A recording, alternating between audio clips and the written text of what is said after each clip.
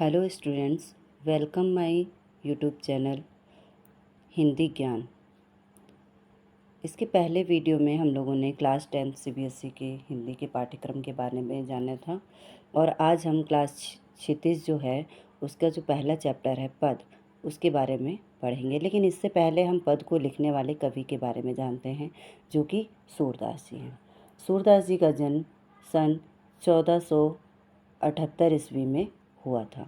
एक मान्यता के अनुसार उनका जन्म मथुरा के निकट रुनकता नामक क्षेत्र में रेणुका, जिसे हम कहते हैं, वहाँ हुआ था, जबकि दूसरी मान्यता के अनुसार उनका जन्म स्थान दिल्ली के पास सीही नामक स्थान माना जाता है।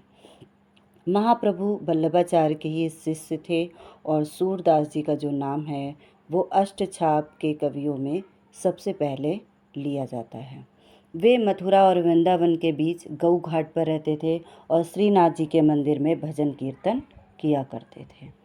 सन 1583 ईस्वी में 1583 में पारसौली में उनका निधन हो गया। इनके 3 ग्रंथ प्रसिद्ध हैं: सूरसागर, साहित्य लहरी, सूरसारावली। सूरसागर इनका जो सबसे प्रसिद्ध ग्रंथ है वो है। खेती और पशुपालन वाले भारतीय समाज का दैनिक अंतरंग चित्र और मनुष्य की स्वाभाविक वृत्तियों का चित्रण सूरदास की कविता में मिलता है। सूरदास जी जो हैं वो वात्सल्य और श्रृंगार के श्रेष्ठ कवि भी माने जाते हैं। सूरदास को वात्सल्य का सम्राट भी कहा जाता है, वात्सल्य रस का सम्राट भी कहा जाता है। कृष्ण और गोपियों के प्रेम में सहज मानवीय प्रेम की प्रतिष्ठा करता है। सूर ने मानव प्रेम की गौरव गाथा के माध्यम से सामान्य मनुष्य को हीनता बोध से मुक्त किया है। यानी कि उन्होंने मानव प्रेम की जो गौरव गाथा है उसके माध्यम से सामान्य मनुष्यों में जो हीन भावना उत्पन्न हो जाती है उससे उन्होंने उसको मुक्त किया है और प्रेम के साथ जीने की उन लोगों में ललक पैदा की है।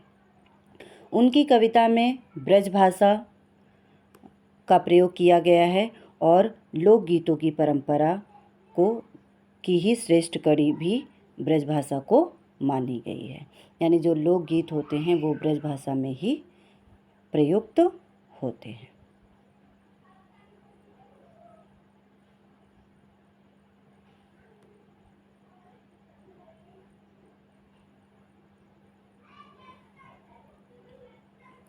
इसके पश्चात हम लोग थोड़ा सा सूरसागर के बारे में जानते हैं कि सूरसागर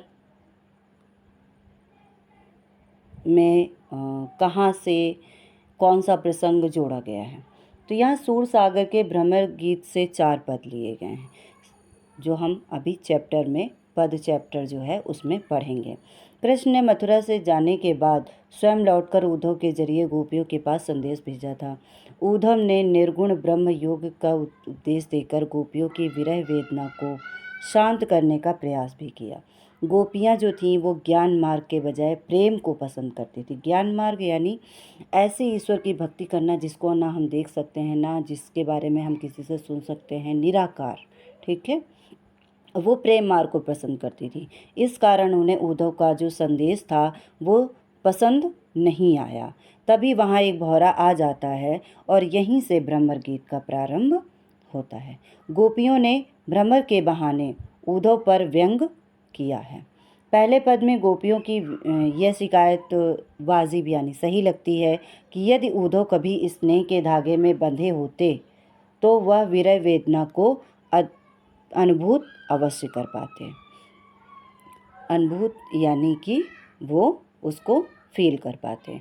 दूसरे पद में बताया गया है कि गोपियों की यह जो स्वीकारोक्ति कि उनके मन में अभिलाषाएं मन में ही रह गई, यानी उन्होंने कहा कि जो हम बातें श्री कृष्ण ने कहना चाहती थी तो श्री कृष्ण तो आए नहीं, अब उद्धव आए हैं तो अब हम अपनी बातें श्री कृष्ण से किस प्रकार करेंगे। कृष्ण के प्रति उनके प्रेम की गहराई को अभिव्यक्त करती हैं। और तीसरे पद में उद्धव को योग साधना को कड़वी ककड़ी जैसा बताकर गोपियों ने एक निष्ठ प्रेम में दृढ़ विश्वास प्रकट किया है। चौथे पद में जो गोपियाँ हैं उद्धव को ताना मारकर कहती हैं कि कृष्ण ने तो अब राजनीति पढ़ ली है, यानी बहुत कानून से कानूनी राजनीति, राज्य से जुड़ी हुई, यानी न्याय अन्याय जैसी बातें और लाभ और हानि जैसी बातें करने लगे हैं। अंत में गोपियों द्वारा उद्धव को राजधर्म यानी प्रजा का हित याद दिलाया जाना सूरदास की लोक धर्मिता को दर्शाता है। तो ये था सूरदास के बारे में। और जो पद हम अपने पाठ में पढ़ेंगे क्षितिज पुस्तक में, वो पद कहाँ से लिए गए हैं और उन पदों में क्या क्या प्रसंग में है, तो इसके बारे में हमने जाना। और अब हम नेक्स्ट वीडियो में उन पदों की व्याख्या के बारे में पढ़ेंगे। तो धन्यवाद। आप मेरे चैनल को सब्सक्राइब करें और वीडियो को लाइक करें और कमेंट के माध्यम से बताएं कि वीडियो कैसा लगा। धन्यवाद।